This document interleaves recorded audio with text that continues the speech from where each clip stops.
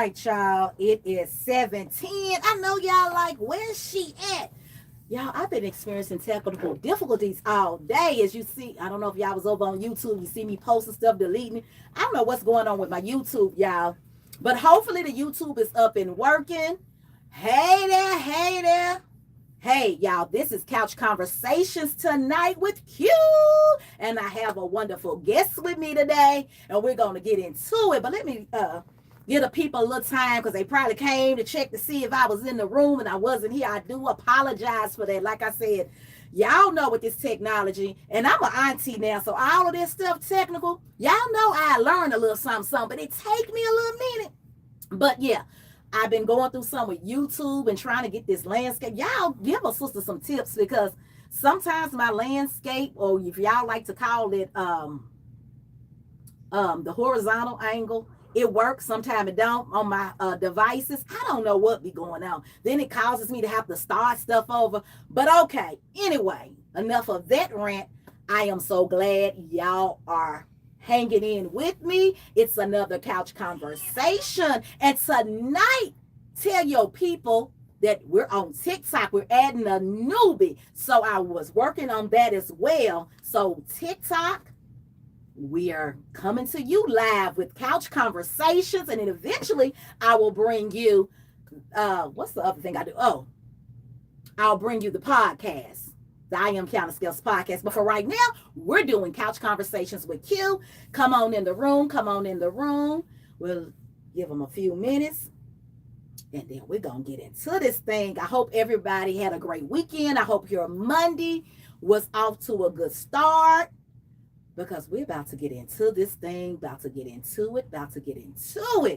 I know y'all probably saying, she got a male sitting on the couch. Who is this with this pink top on? I'm going to let you know in a minute. Just stay tuned, because we're going to get into some stuff. Yes, we are. Y'all know how I do. All right, we're going to get into it. We're about to get into it. This is not the podcast. This is Couch Conversations with Q, where you never know who will pull up and plop down on the couch for some real, some raw, and some unfiltered conversations. And listen, I don't need y'all just lurking on this page. I need y'all to drop your questions, your shout outs, your hot takes. This ain't a monologue, y'all. This is a full group chat. So let's chat. Y'all know how we do. We gonna chat. So let us know. We're going to try to engage with you. I'm going to try to see if I can. Y'all see my little eyesight trying to look over there and see the comments, but I got you. We're going to try to engage with you. I shouldn't say try, we are. So I want y'all to engage with us. I am looking forward to having this unfiltered conversation about tears and Black masculinity. Like, I can't wait, y'all, to unravel this conversation. But first, y'all know what I gotta do. I gotta shout out our sponsor, the Closet Experience Boutique. They're giving you 10% off when you use the code podcast. That's PODCAST, theclosetexperience.com. What's in your closet? So be sure to go check out theclosetexperience.com. Save 10% with code podcast. That's PODCAST. All right, y'all.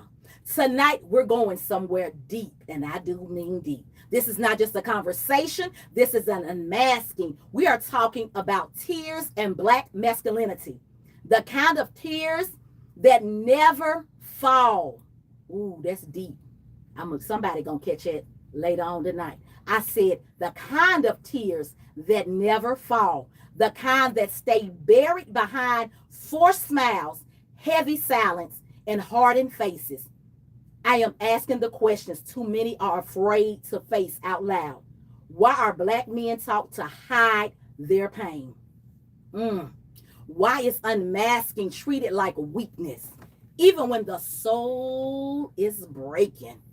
I need y'all to keep those questions in the back of your mind because we're about to get into it. This isn't about blame. It's about truth. It's about the silent anguish and emotional sabotage that happens when men are told they can't feel, they can't cry, and they just can't be. Let that resonate in your spirit. And if you're watching this live, stay with us. This might get uncomfortable. It might get emotional, but it's real, it's raw, and it's time that we have this conversation because healing can't happen in silence. And tonight, we are breaking it all down so we can break out to freedom. Whoo, that was a little heavy right there. Whoo, But we gonna get into it. That's what I do over here. We bring you light stuff, fun stuff, comedy. But sometimes our community needs these hard conversations. Yes. When we talk about voices that bring truth, perspective, and soul to the mic, tonight's guest is that dude. That dude, literally. Nashville born, heart driven, and wisdom soaked. He's a husband, a father of five, a school bus driver by day, and a real one every day.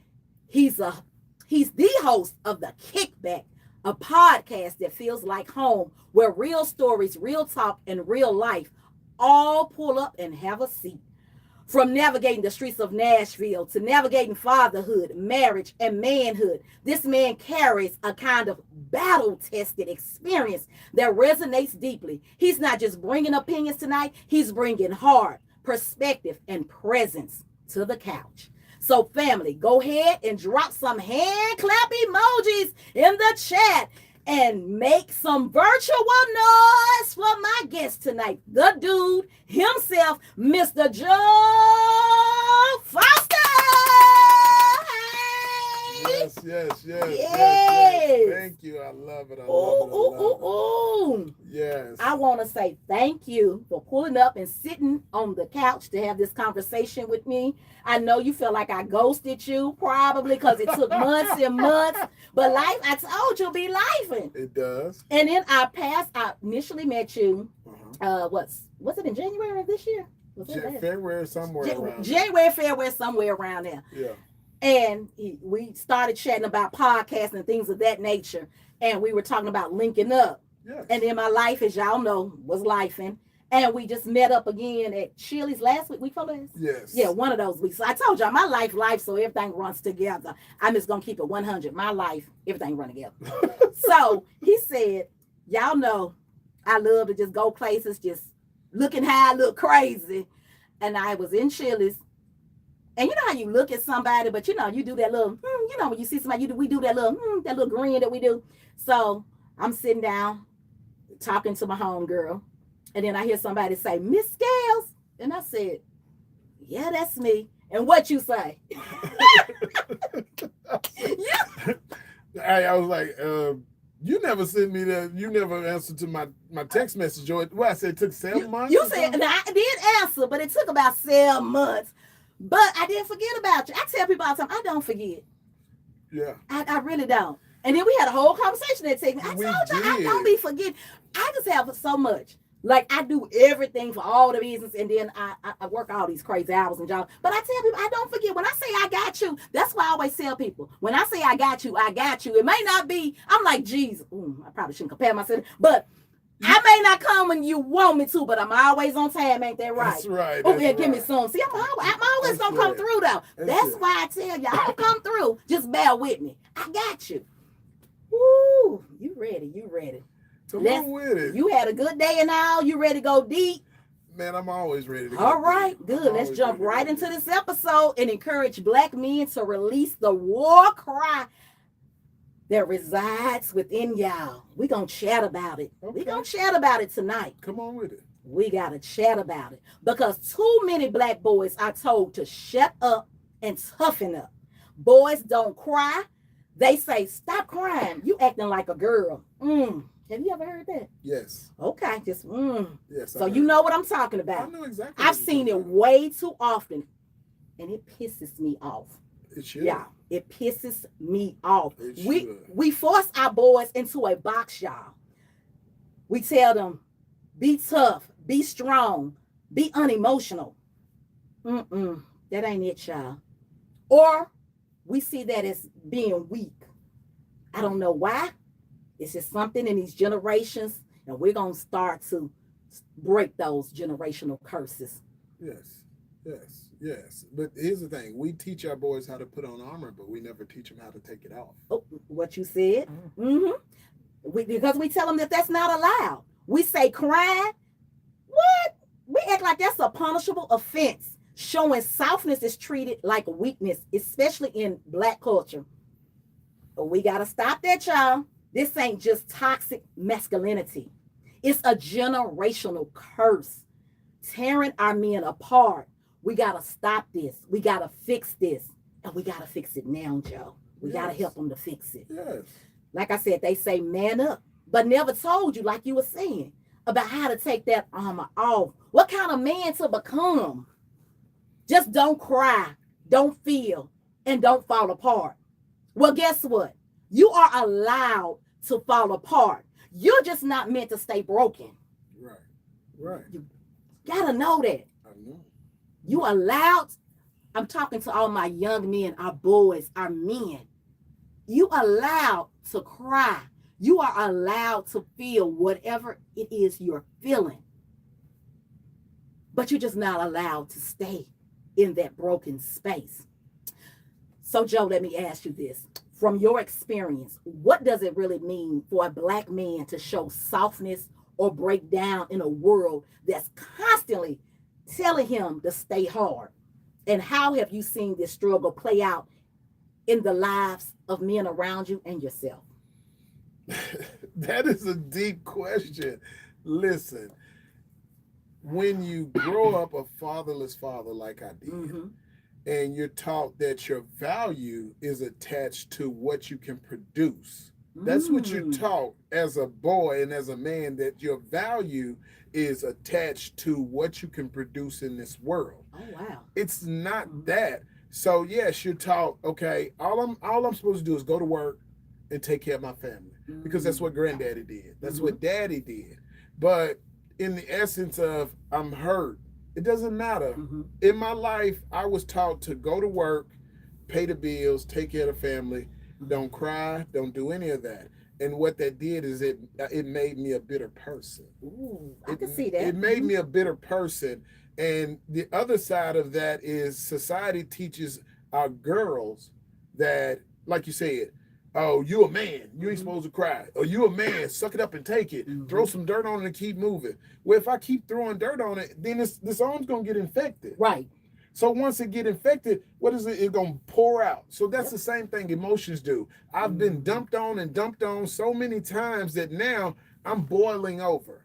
I'm traumatic. I got PTSD because all I know is getting dumped on. And I've watched other men in situations that get dumped on and get dumped on and get dumped on. Now, I'm not advocating violence or anything, but it's like if you beat something so many times, it explodes. It explodes. It explodes. So now he's exploded, and you got to think about it. The closest person to you is your spouse. Right. So most of the time, they're going to catch it. So they're going to catch it. I may have not meant to do what I did, but it happened. So in society, men need to feel what women want to feel. Security. Security. If a woman can make a man feel secure, then he will change it. But the narrative that we've placed on men is that, like you said, shut up, be quiet, don't cry, don't do this. So now we have all these pent up emotions. What are we supposed to do with them? What are we supposed to do with them? We go to work, we work out, we do all these things. Most men, they either turn internally or they turn to a substance. Yeah. They turn to because you got to find something to help you cope with all the stressors. Exactly. The red flags, the dings that are going off in your life. Because toxic masculinity, like you said, it starts early on. You just said that. Yeah. It's sometimes before a boy can even talk. The moment he reaches for a toy, he's already being told what's allowed. Cars, trucks, superheroes. Am I right or wrong? You're right. You're right. That's boy stuff. Yes. According to, well, like you said, society. Society. Yes. But let him reach for a teddy bear or a doll, and suddenly, it's boys don't play with that. Don't touch that. We lose our dang old minds. Yes. Yes. Like, yes. We literally are like, huh? And the child is just looking at you like, because you're like, no, you can't. I just want to play. Just want to play. They don't understand any of this. They just want to play. I just want to play. From the jump, boys are just taught to be strong, dominant, emotionless, like you said earlier, warriors. We got to stop putting that and anything outside of that box, because it's that box again that I was talking about earlier. We're placing those young boys inside of a box. And then, like I said, when they reach for a doll or a teddy bear, what in a black culture, I'm speaking on, I can't speak on the other culture because I don't know, I'm from the black culture. So we're going to look at it from that perspective. What's the first thing we say? Maybe it's a phase. Right. You know, why we got to start that like it's something wrong with the child? We automatically putting a label, and y'all know what label I'm going with this. So y'all read between the lines. You see me out here with this pink shirt. Right. It's nothing wrong. That's the reason. The topic is the reason why I wore this shirt. Listen, I'm a father. I'm a husband. I'm a man. I love pink. Listen, I teach my children that there is no color line. There is no gender line. If you want to play with any toy, play with a toy. But I know men that wouldn't get caught wearing pink because, what did you say? It is stigmatized. It's stigmatized. If a man shows emotions, then he's threatening some other man's masculinity.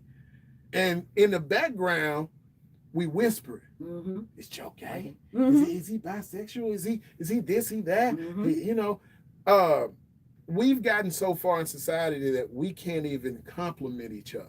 Hey, brother, I like that suit you got on.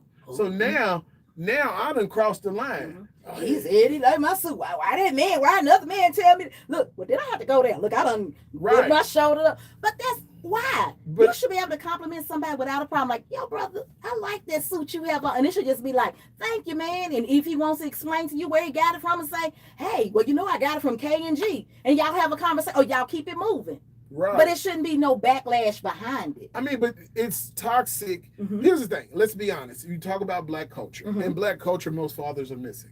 Most fathers are missing in black culture. So you want to have a real deep conversation. Toxic masculinity really comes from women. It comes from bitter women. It comes from bitter women that had bad relationships with fathers. And so in turn, they internalize that hatred for that father they dump it onto the sons. They dump that toxic, you ain't gonna be like your daddy, or your daddy was this, or your daddy was that. And they tell these stories that these fathers were horrible men, and because they have built up this toxic mindset. Now you place it on your son. You can't be a punk. You can't be this. You can't be that. Man, listen, I'm just a little boy. At the end of the day, I just want to be a kid. That's what I was saying earlier. Kids just want to be kids. They don't need you dumping all of this grown folk nonsense on them. But that's what's happening. And then, and here's the thing I explain to people all the time. The first example of an adult is the parents.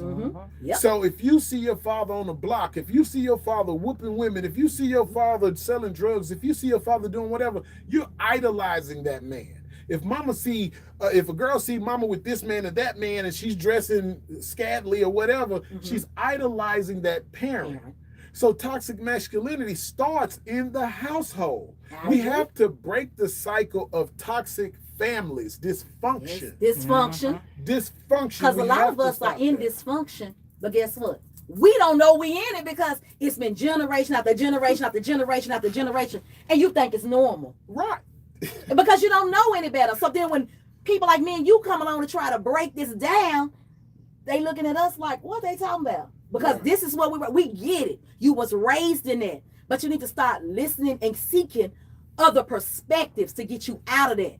Because we can't fault you for that's all. You know, just like nobody can fault me for what all I knew growing up. Right. What was learned behavior. Yes, but it's a change of mindset, and it's a change in you, because there's still people that are living in this toxic society, and they don't want to come out of it because, like you just said, this is all I know. My family, we 5 generations in the projects. Well, who's going to be the catalyst for change? So let me ask you this. So do you think our generation of black men are truly ready to unlearn this conditioning? We're headed down the road. We're headed down the road. There are spaces that are becoming available. There are a couple of programs out here that are opening the doors for men to have these conversations and unlearn all the toxic things that was taught to them as a little boy. Because as a little boy, you think about it like this. they want you to play football, and then you get football is an aggressive sport because it's a contact sport. It's a contact sport. So if you get out on the field and you go out there and you knock down 3 boys, then you get celebrated. Right. But if you don't knock down anybody, then you don't get celebrated. Right. So how is that helping a little boy understand who he is? Because now you're turning him into a beast. You're turning him into an animal. Mm-hmm. So he's an animal. You're an animal. Go, little John, run. I need you to hit him. Hit him, little John. Wait a minute. How about just the love for the sport? How about just going out there and playing because you love the sport? Or just also lift them up when they're not. Maybe I don't get as many tackles or whatever, but still pumping me up just as well. I might not be the beast on the team, but just say, hey, I see what you're doing. I see your grind. I see your heart. Something as genuine as that. That's hard because that's not what our fathers did. Because I know it's soft. Right, but listen, that's not what our fathers did. Right. But like you said, generations, let's go back. Okay, so my grandfather, one of them was a concrete man. Okay. The other one was a drug dealer. Okay. That was how they made it through life. But their fathers were sharecroppers and farmers. They left the farm to seek a better life. They seek a better life. So then they get here and they do the things that they do. All they know is work and sacrifice. Work and sacrifice, work and sacrifice. So there's no time for a compliment for your son because I got to feed you. I got to clothe you. So I don't know anything about that. And we think that's all, honestly, because the way society is and the way well, let's just go. Let me put a pause right there, but let me say this. The way we know this economy is, I don't really want to talk about the economy, but I want to paint a picture. Because now their parents, and they're been for ages, parents working multiple jobs and all this stuff to take care of the family. Because when she said that, I wanted to go there. That's why sometimes men don't have the guidance they need. Sometimes the man can be in the house, but like you said, because of this economy we're in, they got to do so much work. And by the time he gets home, he don't have time to talk to little John, little Tez, and whoever. He just don't have the time. Right. And he could probably make the time, but he knows I got to eat my dinner. I have to take a shower. I need to go to bed. I got to get rest because I got to get up to provide for the family. But if somewhere, I'm urging, if we could just find a little time, whether it's 5 seconds, if you could start this week with just 5 seconds to talk to your kids. And I know we're talking about men, but I'm also telling you to talk to not only your young boys, but to your girls as well. Dad, let me say that because I have daughters. 5 of them, right? No, I have four girls, 1 boy. Okay, 4 girls and 1 boy. Okay. 4 girls, 1 boy. 4 girls, 1 boy. I just became a grandpa. Okay, grandpa. Yeah, for the first time.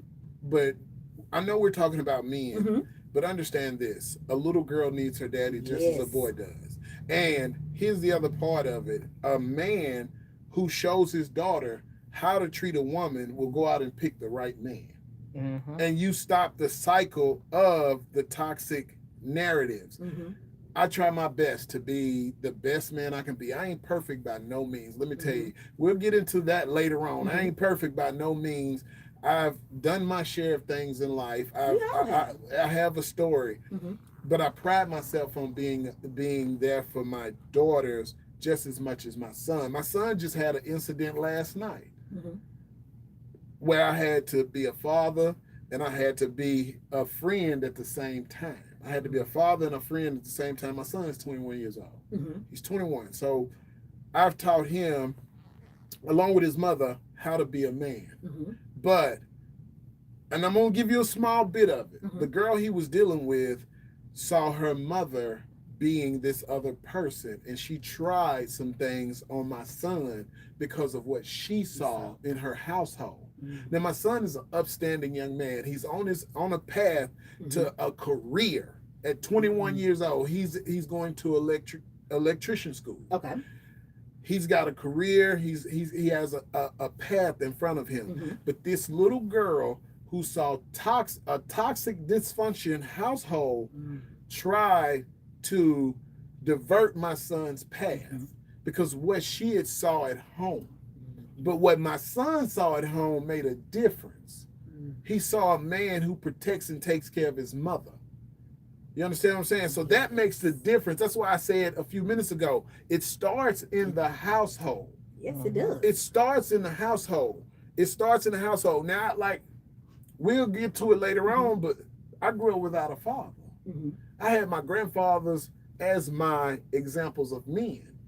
They weren't great men, but they were great men in my eyes. Yes. And once I got to a certain age, I started to understand who they were, why they were, and how they became the person that they are. So let me ask you this. Did you ever see them cry? Because I want to talk to you. No. Okay. And I want to go somewhere with this, because as I was dealing with this episode, I started reminiscing back in, let's say, about 2004. I hope my year's right. I told you my stuff all run together. So it was about 2004. Okay. I was working at, what was I working at? Look, I'm asking you like you knew where I was working. But anyway, 2004, I was working at Cigna Healthcare. Cigna and Healthcare. My coworker, shout out Tiffany Johnson. My coworker Tiffany Johnson came in one day with a CD, and she said, "This CD is fire." And I said, "Okay, yeah, we still use the word fire. I don't know where y'all listening from, but we say fire down here. Fire means it's good, it's the bomb, it's great, it's all those type of things." But anyway, and it was. The name of the CD, I believe, was Life 268-192. And at that time, nobody in the office had even heard of Life Jennings, including myself. Life Jennings. But she let me borrow it. And after I listened to it, Joe, I was hooked. You know about that Life Jennings? Must be you know, nice. Do you know about the song Cry? Yes. That song right now, it resonates to everything we're talking about today. Life wasn't just singing. He was doing a lot of storytelling. Yes. That took you through the highs, the lows, his breakthroughs, his breakdowns. It was his truth. Okay. Every track, like I said, was a chapter of his life. The truth. Yeah. Yes, and if y'all don't know what I'm talking about, by now everybody should know who Life Jennings is. If you don't, Google him. Go YouTube, listen to the song. His first album. Yeah, the first album. And like I said, I believe it was Life 268-192. And if I'm not mistaken, he says that was his inmate number. That's what I'm going to say, prison number. Yep, his inmate number. So if y'all know that Life Jennings is that fire, I need y'all to drop some fire emojis, or drop some headphones, a microphone, drop something in these chats to let us know you feeling that Life Jennings, because baby, that life was the woo. And for those of you that's not familiar, or that you may have forgotten, can y'all give me a minute so I can share the lyrics? Because we're streaming, I can't play it, so y'all gonna have to bear with me, because they'll take it and block. Yeah, they will. Our content. So just bear with me so I can paint this picture for y'all. I'm gonna give y'all some of the lyrics. I done had money. I done been broke. I done been talked about something awful. Done been lied on by so many folks. I done even been depressed at times. I didn't even want to cry because my pride was too strong. But over the years, I thought it over. And after struggling for so long and still holding on, why do I want to break out singing, but I can't? I figure can't be nothing out there wrong with crying. If anybody says they're that strong, they're lying. See, crying is like taking your soul to the laundromat. It's like the feeling that you get when you see your grandma smile, or the heavens open up and blessings rain down. Go on, child, and cry. Go on and cry. Cry, cry, cry. We can cry together. Listen. See, I done been a player. I done been played. I done went for some of the oldest tricks from some of the coldest chicks God done ever made. Said I done even had a venereal disease and didn't want to go to the clinic. All that attention embarrassing me. But over the years, I've learned to understand that I don't really give a damn what nobody say. I'm a man, and we cry. we can cry, we can cry, we can cry together. Talking about whoa, ooh, I'm finna start singing. Yeah. You know what, man? You done caught the vibe, man. I was about to. I told you, I think I can really sing. So I was trying to spare y'all tonight, but I was really about to sing. She done caught the whole vibe. Because he said, cry for show. Because even men go through problems sometimes. Whoo! So let me give you this. That song came out in 2004. Is that when you said 2004? About 2004. I don't know when it actually came in 2004. Is when she introduced me. So I know, but listen to this. This is what I want to tell you. The show is Tears in Black Masculinity. As I said here, right here, I'm married to a beautiful woman, have a great relationship, but that makes me reflect on my life and some of the things that I've been through. Let me explain to you. I'm transparent and I'm vulnerable everywhere I go. This is my fourth wife. Okay. We have 5 children together. Okay. 3 of them are my biological children, and 2 of them she brought to me. I don't call none of them my steps. Those are my kids. Those are my children. But in that song was in the midst of in between one of my marriages, and everything he talks about, everything except the STD. But I've been played, I've been used, I've been all those things, and you saying those lyrics makes me kind of, I'm not gonna lie to you, emotional. It makes me emotional because think about, I'm a Christian and I believe in God, and I thank Him for bringing me where I'm at. But that just brings up memories and it brings up emotions that there was times in my life, like we talked about, I couldn't cry. I had to go to work. I had to figure out what my next move was, because I was with a woman and all of a sudden we lose everything and now I'm homeless. I'm homeless because you chose to do something else over here and leave me. And now I'm homeless, having to walk to work, couch surf, all these things.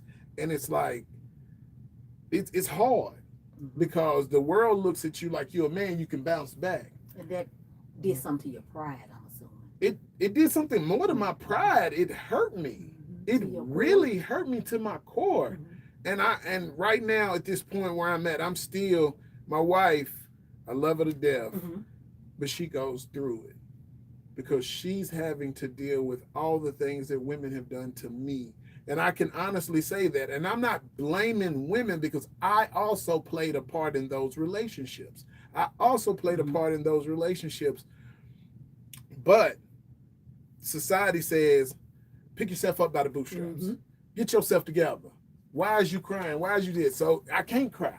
So I'm walking around and I'm holding all of this and I'm carrying these bags, and it's like, you just want to explode. You just want to punch something. You just want to hit something, not anybody. You want to punch a wall. You want to punch a glass. So release the anger to get all that out.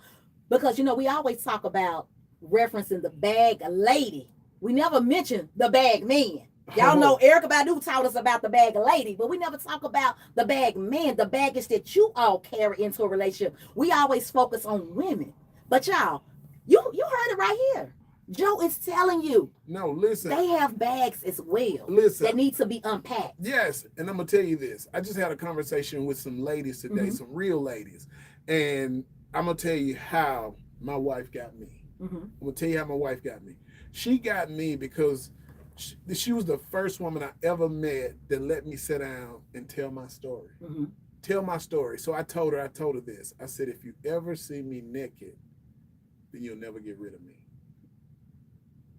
And I'm not talking about in the physical sense. Let me tell you where I was. Let me tell you where I was going. When you said that, I must be on the same wavelength, because I'm gonna tell you what I was thinking. He was saying with his emotions. I knew where you was going. I was like, that's deep. He's talking about his emotions. He ain't talking about the flesh, but keep going. But what you just said is so true. And this is where, we're talking about toxic masculinity. Ladies, listen. If you have a good man, don't just sit down and, I like this and I like that and I like this and I like that. listen to what he has to say. Let him tell you what he's been through. Because most of us have been through just as much as you've been through, and y'all don't understand it because your mama's man didn't go through it, so that ain't what you know, or your granny man didn't go through it, but that's what you don't know. This is a different world. This is a different light. This is a different world, and it's a different light. We go through stuff. I've been abused. I have PTSD, I have trauma, I have triggers, I have all of that. But you'll never know if just by looking at me. Because if you look at me, you're gonna say, "Oh, look at him. He look handsome, whatever." Because I don't wear my scars. But I've been through some things. And there's a lot of men out here that go through things every day. We don't want to fight this world. We don't want to fight the world and then come home and fight you. Thank you. I don't want to come home and fight you. I got the 3 P's. And I'm gonna say this, it's my 3 P's, and then we go with what you got. A piece of mind, a piece of ass, and a piece of land. That's all I want. That's it. It's that simple. If you can give me those 3 things, we good. But a piece of mind. Peace of mind. A piece of mind goes a long way, ladies. It goes a long way. A peace of mind. I want to go back because I want to piggyback off what you said about how the song made you feel. When I listen to that song, what resonates with me when he said crying is like taking your soul to the laundromat. Man. And here over these last couple of years, and more so recently these last couple of months, I've been doing a lot just falling because I didn't share everything. And like I know you look at the podcast and you hear me talking about life be life. And it feels like a release for me. It is. And y'all, some of us are walking around with souls that have been dirty for years, weighed down with pain, grief, and trauma, and we never release because we're taught to hold on, like you were saying earlier. But what if crying is how we get clean and cleansed? Listen, I want y'all to know. If you ever done, let's talk about doing laundry. You done laundry. Of course, we all done laundry. I've done laundry before. So I want to give this, what's the word? Analogy. Okay. Of doing laundry. The magic, Joe, it's not in the tide. It's not in the game. It's not in that fabric softener. Right. Ooh, y'all need y'all to listen because I'm finna drop some on your spirit. It's in that agitation. You know that it's in that agitation when them clothes got to get the rock and a stir and a movement to get all those debris out. See, y'all don't get that. So we want to keep stuff buried and hidden until, like you said earlier, till it comes up and explodes like a firecracker. Am I right or am I wrong? You're right. You're right. That's what most people do. That's what most people do. We got to let the washing machine do its job. And when I say that, I'm saying we got to let our tears do the job. We got to sit with ourselves and we got to release. Because if we don't, you just, what you say earlier, you just bleed and bleed and bleed. And now you got an open wound that now you might need surgery on it. Or your arm just might fall off. That's it. I mean, I don't know how else to put it to you. I can only give it to you how I give it to you.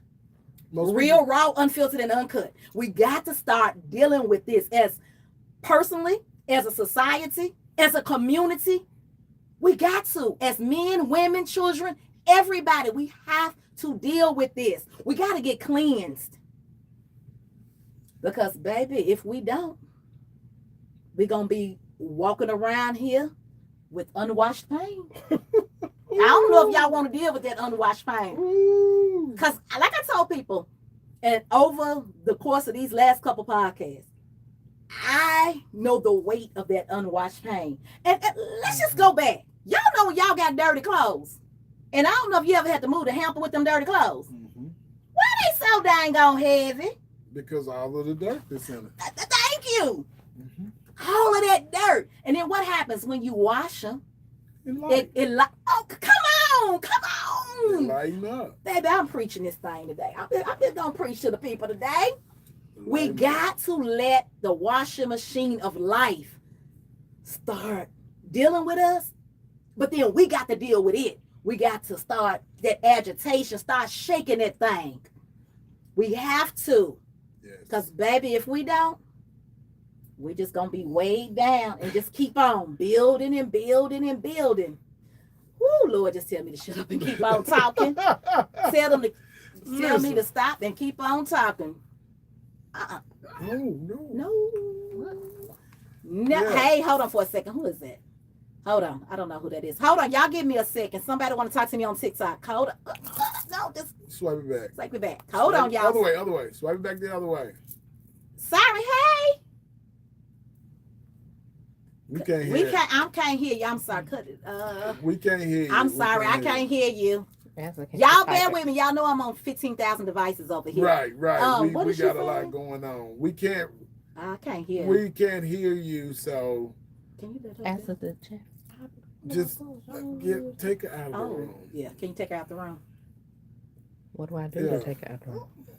I can't see that far.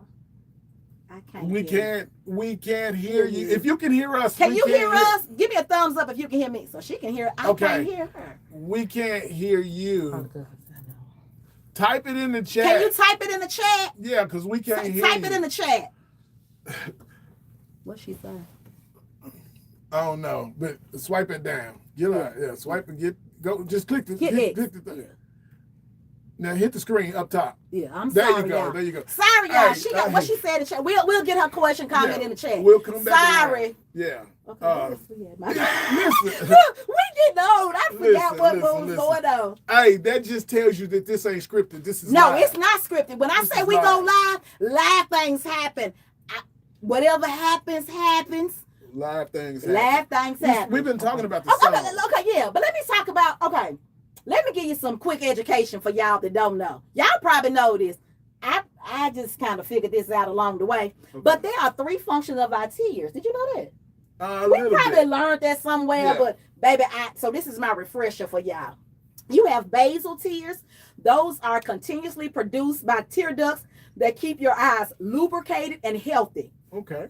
Does that make sense? Yeah. Then there's the reflex tears. They release to clear your eyes of irritants like debris and smoke. Okay. Ain't that interesting? But then, this is what I found. Come on with it. This is what I found. Come on with it. We got emotional tears. Yeah. And we out here not crying. The emotional tears flush stress, hormones, and toxins from our body. Yes, that's it. I heard that one. I heard that one, but I couldn't quote it. Ooh! I couldn't quote it. Emotions buried alive don't die, they multiply. So we up here just, like you said, multiplying stuff because we just burying stuff. Y'all got to stop burying this stuff. Me too. I'm doing a little bit better. But look, I tell people, I'm not on here to tell you how to live your life because this is therapeutic for me and I'm learning as I go on. You see how I just learned about the 3 tiers? I'm like, the 3 functions. Who knew? Like I said, we probably learned that somewhere in school, grade school. But I'm like I said, I'm an auntie now. And I probably forgot all of that biology stuff. major knew about it. We ain't know about it. That ain't our field of expertise, so we don't know anything. So let's talk about this. Why do so many Black men only end up talking about their mental health when they're at the edge or already in crisis? Because we don't. Who do we have to talk to?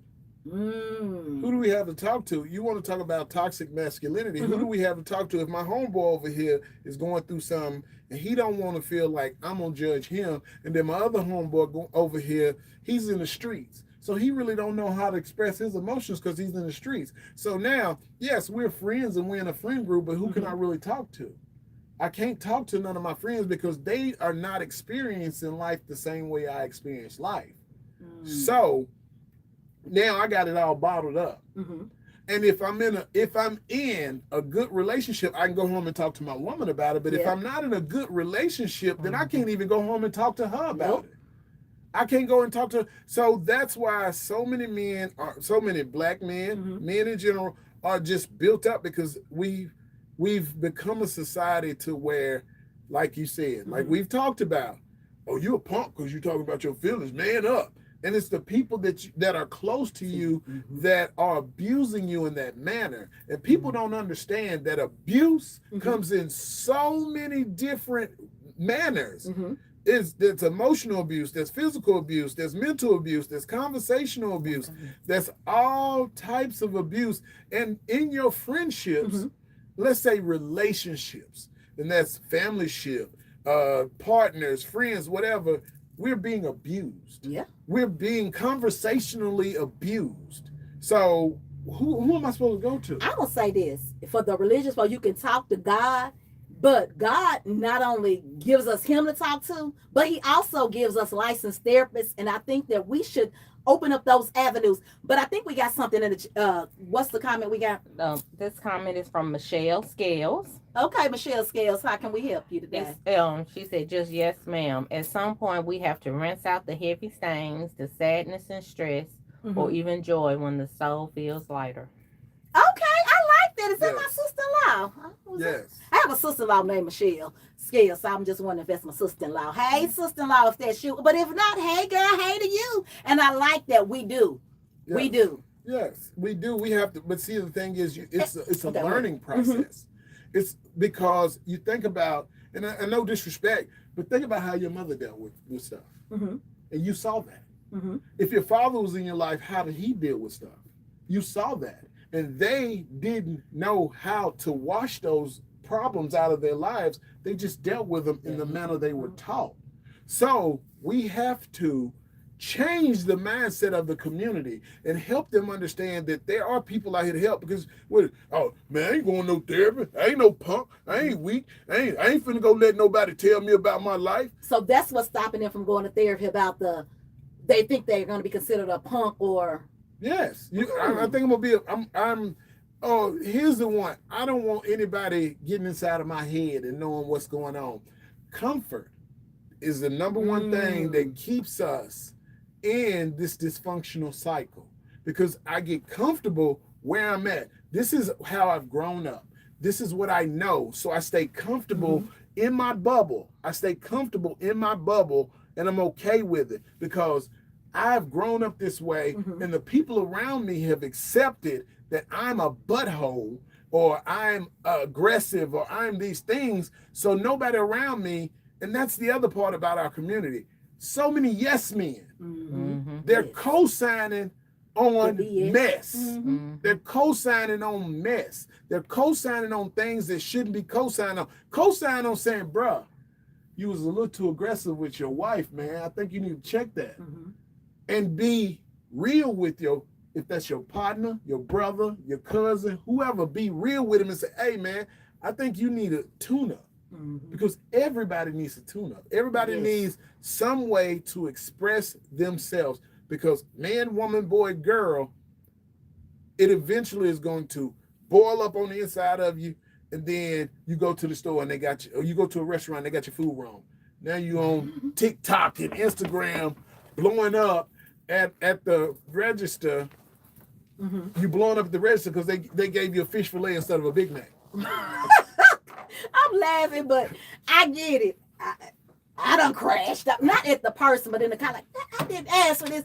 But then I go back and be like, sorry, this is not my order, But I be in the car like spazzing out. But the thing is, life is lifing. Yeah. Life is lifing in that moment. So you crashed out because of the circumstances of whatever was going on with you. So at that point, it ain't even about this particular cup right here. It's not about this cup. The cup was just a catalyst for your crash out. And I say that all the time. It's like today, if I was to crash out on you, it's not what you've done. It's what somebody else, all them layers of trauma or whatever the intensity of whatever I'm dealing with, and I just done poured it out on you. Just to start slicing and dicing and cutting. Done scarred your whole side of your face because of my dealings that I haven't dealt with. But so what I heard you say earlier. Talk to me. You said black men, let me see. They don't lack emotion. They lack the safe space to survive in it, pretty much. Yes. Okay. Yes. Okay, I just want to, I kind of want to piggyback off of something you said. Yes. I want y'all to let that marinate for a minute, what he said. He said black men lack the emotion. They don't lack the emotion. They lack safe places to survive it. So you know what? Let me say this. once you said that, let me get my mind right because I had something I was gonna say. You say emotionless. I say that makes them emotionally homeless. Like that brings about a place. Let me let my mind start marinating. Okay. I hope it makes sense. No, it makes Because totally sometimes sense. I get to talking, making up. Let me. Okay. No. If you knew here, what Kiana Bradford Scales will do is make up her own words. But I'm not dumb by no means. I just do it my way. That's it. Who said that Webster was right because they made a few little words? So sometimes my logic, and I have to make sure y'all understand when I go places with it. Because, baby, I come up with some stuff. So that's what you were saying. I just wanted to make sure we didn't, because I felt like we was running track on it and we ran through it. But that makes sense. That makes sense, and I never thought about it that way. And that's a beautiful. That's men in general. Right. Okay. Yeah. So somebody said that's men in general. Okay. Yeah, we're homeless when it comes to a place to park our emotions.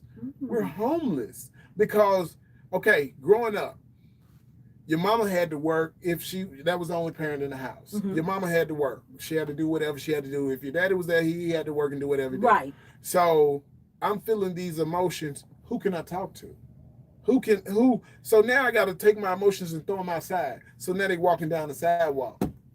I have to throw them outside. You throw them outside, but you didn't deal with them. No. You just throw them outside. But guess what? You remember what you just said? They walking down the sidewalk. But guess what's going to happen? What? They about to run back to you because you didn't deal with them. Yes. Somebody going to catch these gems on their way home. Yes. I said on the way home. I don't know where y'all at. We got another comment. What you got? Yep. John Turner said most men don't have an outlet.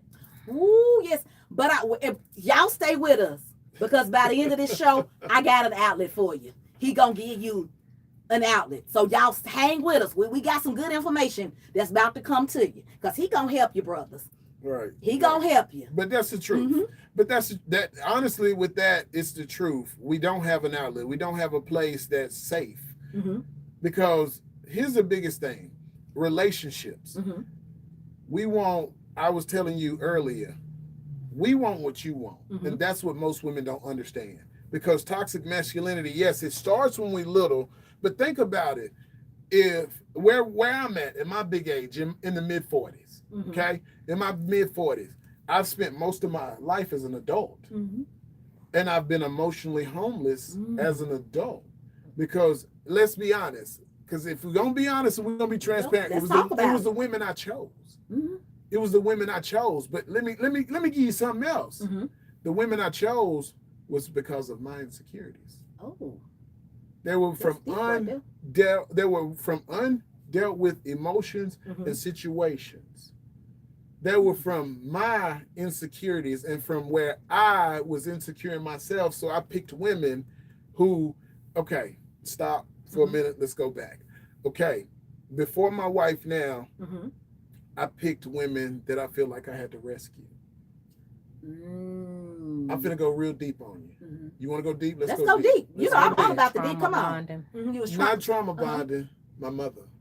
Okay. I felt like I had to rescue my mother. So in those women that I chose were my mother. Because my mother, strongest woman I know, strongest man I know.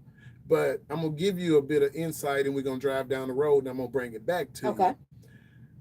My mother at 18, 19 years old was graduating from high school.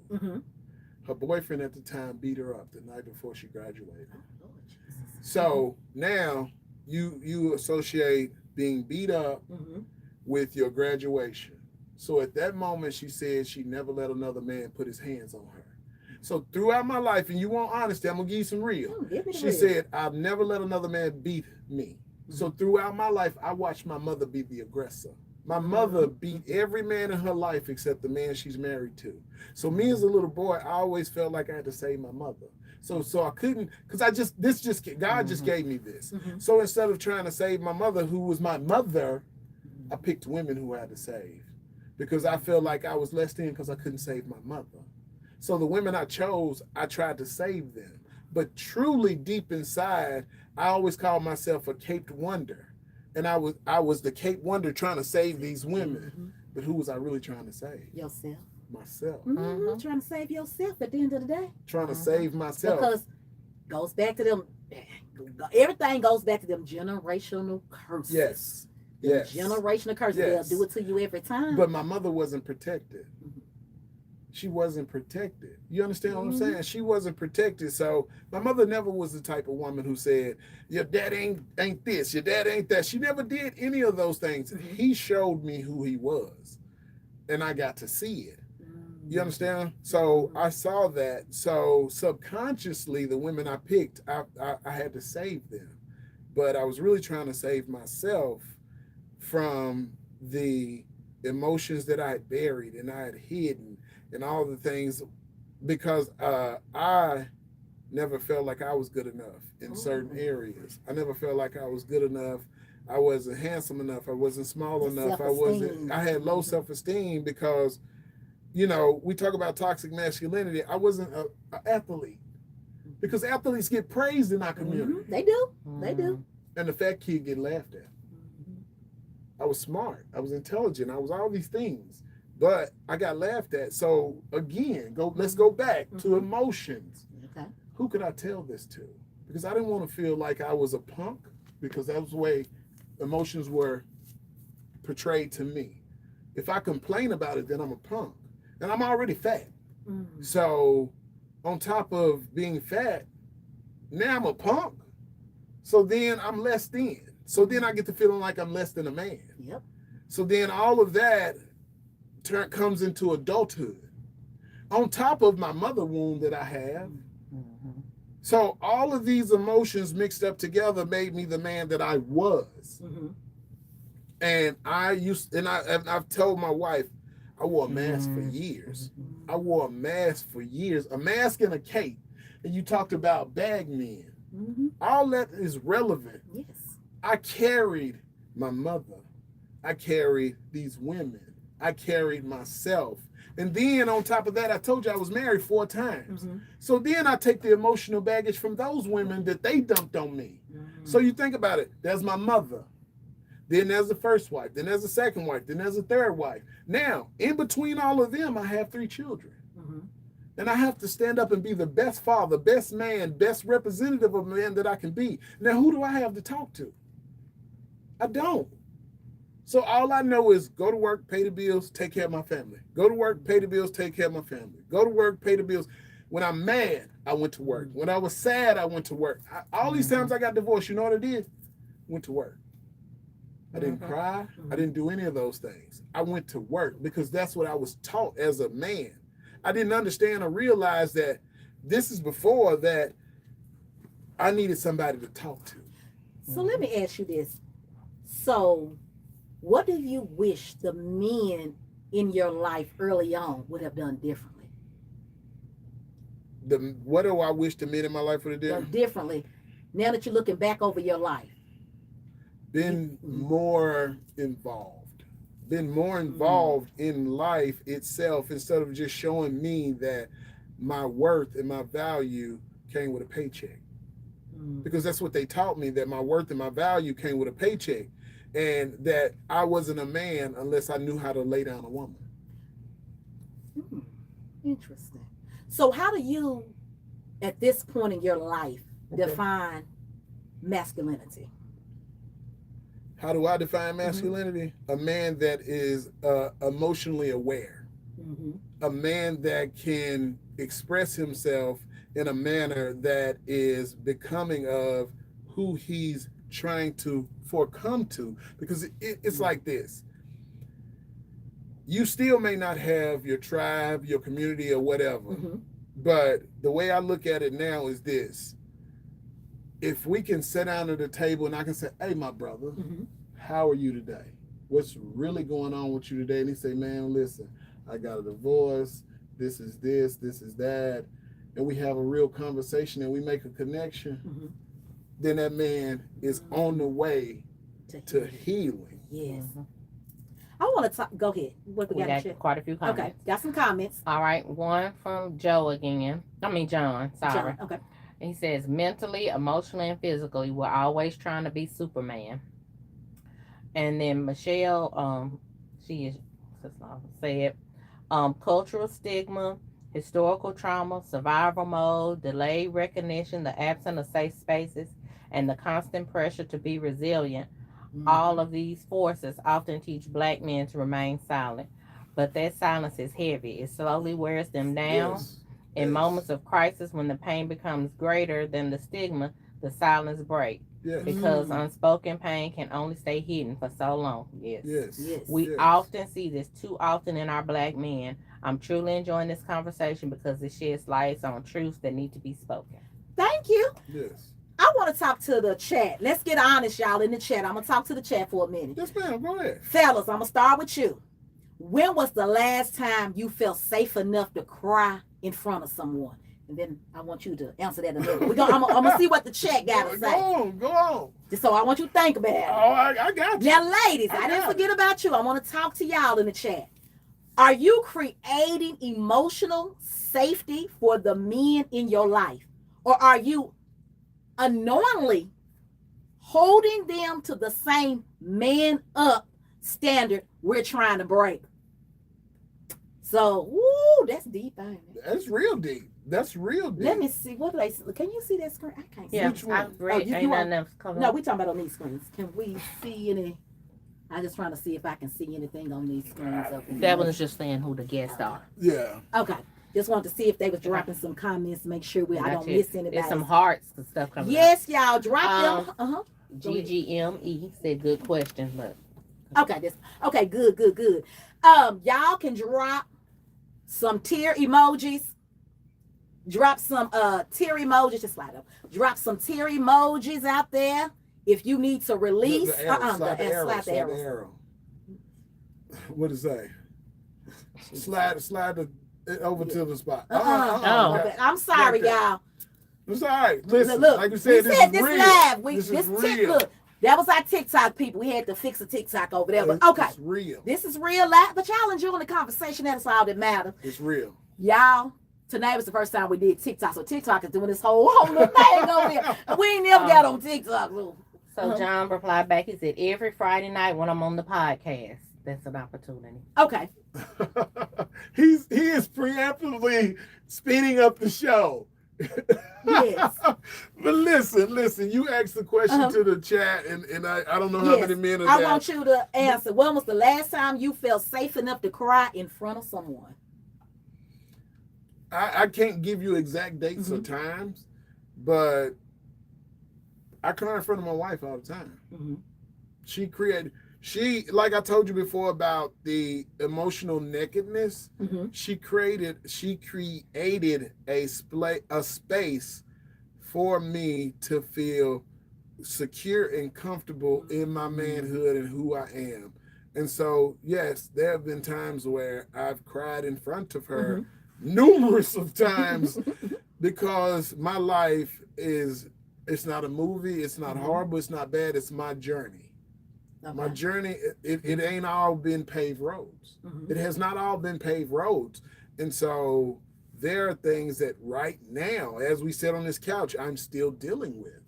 I'm still dealing with. Remember, I told you I was married 4 times. There are still emotional scars from those women that were taught by toxic women to treat a man a certain way. And women, what you all don't understand is your tongue cuts deeper than any knife you could ever put on my skin. I always tell people that. You sure do say that again. Your tongue cuts deeper than any knife you could ever put on my skin. Because I always tell people, watch the words that come out your mouth. I did an episode on, I forgot the title of it, but y'all just go watch all the episodes. But I did an episode about that, and I said, we were taught, back to them generational curses, sticks and stones may break my bones, but words will never hurt me. Who in the HE double hockey 6 made that up? Words hurt. Yes. And why are we just now as adults understanding that words hurt? Because we was taught, sticks and stones may break, and we was out there, baby. Sticks and stones may break my bones, but words would never hurt. Oh, I was on beat today. Hey! Look, sometimes I'll be on beat. You catching It be that other side of me coming out. Right. Yeah, I'll be between lines and the other side. But anyway, hey, mama, though. Look, I see the other side. Hey, Hey, mama. mama side of the family. I love y'all, but y'all know that other side be coming out and I'll be out beat sometimes. Look, now I want to keep clapping and stuff my feet because I'm on beat today. I the black girl that became it. Okay, Listen, a win is a win. A win is a win. A A win is a win. A win is a win. Is a win is a win. Let's go with it. Let me ask you this. Come on with it. So what does self-care look like for you? Why you laughing? Wait a minute.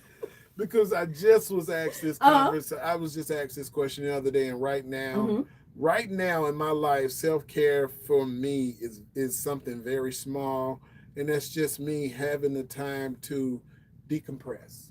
Ooh, just like to that. decompress, just to decompress. But on a real side of it, where I'm at right now with all the things that I have going on, I really don't have time for self-care. And that's the honest to God's truth. So that's why I said small. Okay, But I really don't have time. Take it. I really don't have time for self-care. Oh, let me rephrase that. I'm not giving myself the time. I like that better. You're taking accountability. Ooh, I love I'm not giving myself time for self-care. I'm just constantly going and moving and moving and moving and moving. And it has nothing to do with paychecks and all of that. It's what we're doing. It's trying to help my community. It's trying People to don't help. understand that. This is a whole, y'all see how, I don't know if y'all get it. Some people think we just jump on here, but the type of podcasting we do, we're not talking about what Shaquita and them did down the block, giving you all the gossip. This type of podcasting, it's hard and it takes a lot of effort to give you valuable content. It does. Like, people don't understand it. But we're going to get ready to close this thing out in a minute. Y'all stay with me, though. We got a couple of more things. Okay, what you got? One more comment from GGME. She said, I think as women, sometimes we don't create the space for our men. Come out of the way life. We keep applying the pressure and we never stop and ask our men, how's your mental health today? We take for granted that they are strong enough to survive this thing called life. Hashtag because. Ooh, that's deep. I like that. Ooh, I like that. You heard it, but that's the truth. That is the truth. That is a very true statement. And we're talking about men, okay? Yes, we talk about men. Men, definition of man is a grown-up. So where I'm going with this is we are in relationships with women. So just as well as you want me to make you feel safe and comfortable and loved and pillowed and all of that, listen, just like I got on this pink shirt, I want to be loved. I want to be cuddled. I want to be touched. I want to be felt on. I want to feel the butterflies in my stomach. Give me $35. Let me go get my hair cut. Instead of me giving you $300 to go get your hair done. 35, that's high. Look at me. I'm messing with you. You know how y'all tell us it's high, so I just thought a joke into it. Right. But a lot of women don't create those safe spaces. And that's why we have the men that we have. It's like I told somebody the other day. I said, listen, if you go and find a woman who's trying, she's trying to get her life together, and she has a man in her life that she thinks is going to be a good man, but he's just distracted by whatever life has going on. You put her in a program to where she's getting her life together, and then you say, I got some over here for the men. Where's your husband, boyfriend, or whatever? 9 times out of 10, if that's a good enough woman and he's ready to change, she's the catalyst. That's right. Yep, that's right. She's the catalyst. So you go get her first. You go get the woman first, and she gonna bring the man with her. Because if my wife go to a program and she's like, okay, babe, they got a men's program, I really think it'd be good for you. Okay, give me the gist of whatever it is, or hand me a piece of paper, give me the flyer where it reads. And if it sounds good enough for me, I'm gonna go because my wife said it was good. Right. So if you could send a message to a younger black boy about mental health and emotional honesty, what would it be? If I could send a letter or a message, just a letter, a message, just you got to get something to a younger black boy about mental health and emotional honesty, what would it be? Don't let what the world says you are deem who you're going to be. Because this world will say that you have to be all these things. You ain't got to be none of them. You can be whoever and whatever you want to be, because the world is going to make you feel less than. But know this, on the other side of that is glory. Oh, yes. On the other side of that is glory. Mm-hmm. So don't let if you 12 and you feel like you want to run through the grocery store and just twirl. Because at the end of the day, those people that are judging you, they're holding on to something that's holding them back. Ooh. They're holding on to something that's holding them back. So live free. Live unequivocally free. If you want to carry a teddy bear, carry a teddy bear. But young man, live free. And understand that this world we live in is full of masked crusaders who are pretending to be adults. Oh, I like that. So what if the reason so many Black men die emotionally before they die physically is because they were never taught how to survive themselves? That's true.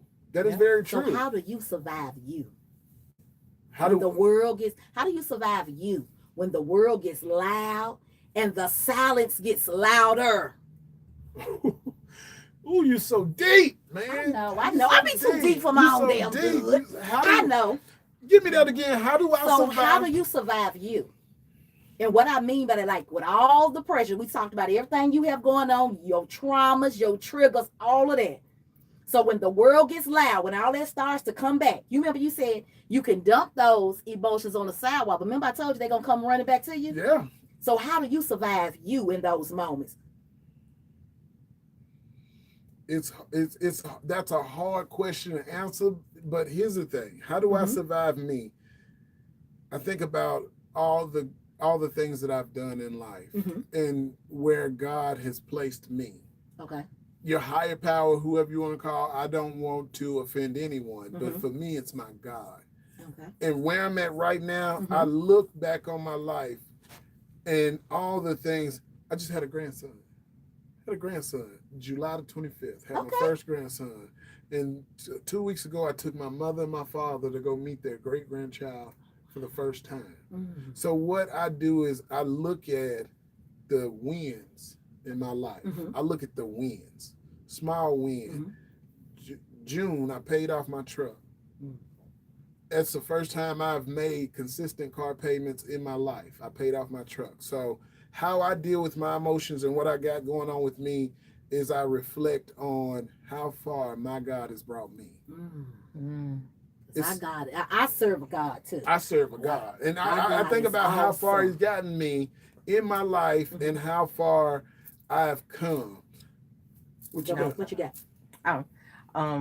One comment is don't let the world tell you who you are. Be who you want to be. Yes, exactly. That's it. That's what I'm saying. That's what I was saying. You asked about the little boy. Don't let the world define who you are, because they'll have you believe that you're just wrong for being you. Don't believe the hype. I'm in this pink shirt to represent that men can wear pink and be masculine. I'm in this pink shirt to show you that I've had my toenails painted. I've had my fingernails painted. I've had makeup put on my face. That don't make me no less than a man. That makes me a father. It makes me the father that I never had in my life. Because we're talking about masculinity and we're talking about males and all of that. And what you said earlier, it was a conversation I had early today about similar same situation. And I'm guilty of it just as well. And I can be honest, I'm guilty of it. But we need to spend more time with our children. Yes. But spend the right time with your children. And what I had to learn along the way is quality time. Quality time, but listen, we mistake time for currency. Oh yeah, that's a lot of people. A lot of people. We can go back and have a conversation on that because I'm a product of that. But keep talking. But I have built such a relationship with my kids, but it could be stronger. It could be much stronger. I ain't gonna sit there and say, like I said at the beginning, I'm a man. I'm flawed. I'm scarred. I'm flawed. All of these things. But yes, we can spend more time with our children and spend more quality time with our boys. Show them that the proper way of being a man, and that what society says masculinity is teetotally upside down wrong. Totally upside down wrong. Yeah. So I'm just gonna say this.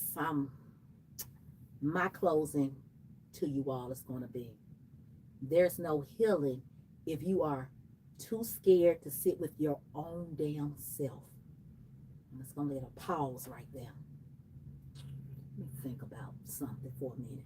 I got something for you. Because if you don't sit with your damn self, you'll never know. You talked about knowing who you are. Don't let society tell you. You got to figure that.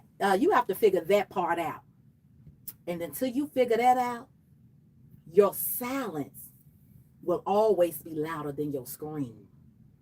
But I got something to go. I got something for you. Your name is I am Kiana Scales, right?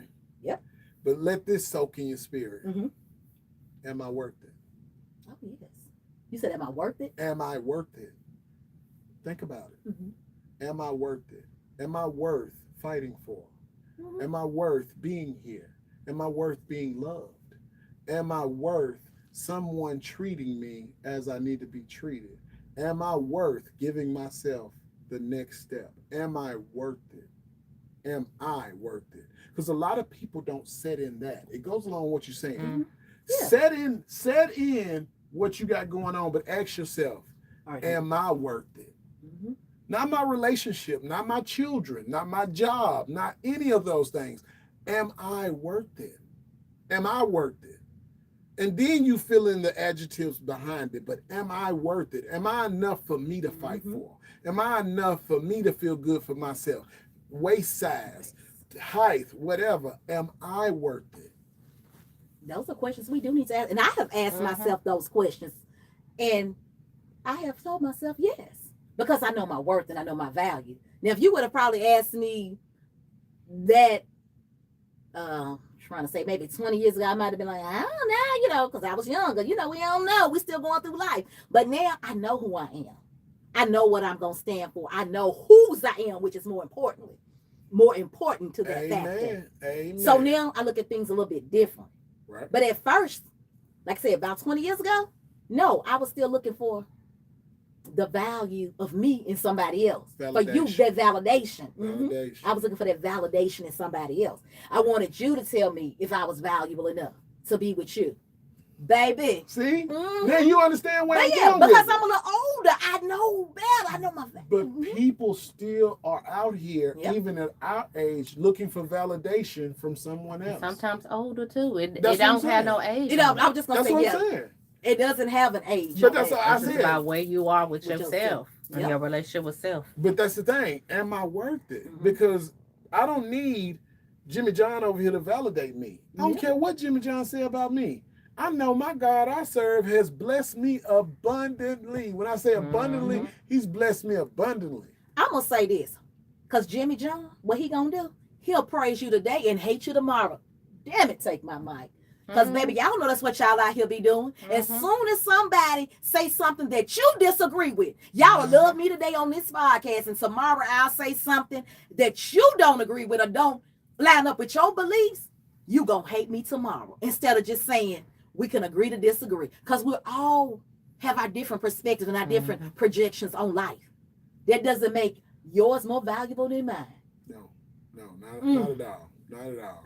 Not at all. So I want to thank you for showing up, for getting real and helping us get through this episode. But before we dip, tell the people where they can find you, all of that good stuff. And let me see that flyer. Tell them about your new 501c3. Yeah. Tell them about this and then tell them where they can find you. Okay. So GG Me is my nonprofit organization, but I am the host of The Kickback. It is a place. If you don't know, now you know. It's a place for men to have vulnerable and transparent conversations. It is a space where brothers can come in and we can talk about our day. We can talk about the wife. We can talk about the kids. We can talk about the jobs. My thing is, I don't want no fluff. I don't want no fluff. We ain't talking about no politics. We ain't talking about none of that. Brother, how was your day? How's your journey going? How you feeling? Is the world stepping on you? It's okay to not be okay. So we can be not okay together, but let's figure out how to be okay. Let's figure out how to be okay. So you find that at the kickback.one. The kickback.one. That's our website. You can go check out all the stuff we got going on, listen to our episodes and all those things. GG is our nonprofit organization. We've done some community events and some community work. We're working on a few programs to help people that have previously been incarcerated. We're working on programs to help single fathers. We're working on programs to help mothers, just community-based. We're going to be out here doing some work. The Kickback, I'm going to make this announcement on this show. We're are doing the Brotherhood of Balance Forum.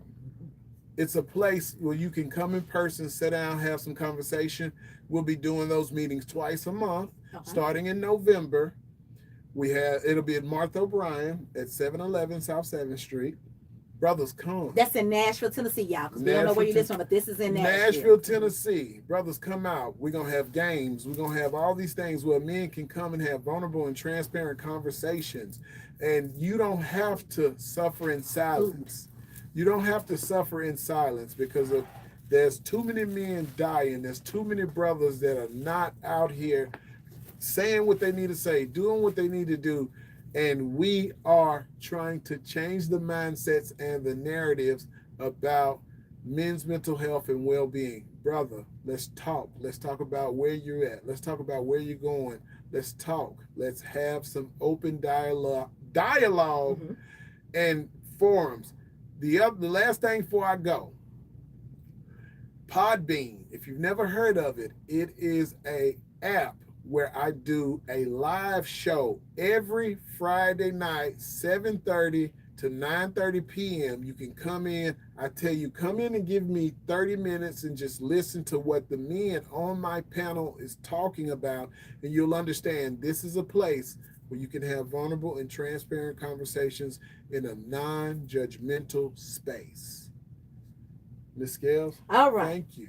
Thank you. I appreciate you. Y'all make sure y'all follow him to tap into everything that he has going on. Y'all, this was a great conversation. Make sure you share it with somebody. You make sure you following not only him, make sure you follow me as well on YouTube, Facebook, all of those things. And just do the replay. Share this with somebody because I want to chat with y'all. And I want y'all to come back. We try to do this. If I'm not doing couch conversations, then I'm trying to do the I Am Counter Scales podcast, usually on Mondays around 7 o'clock on these devices.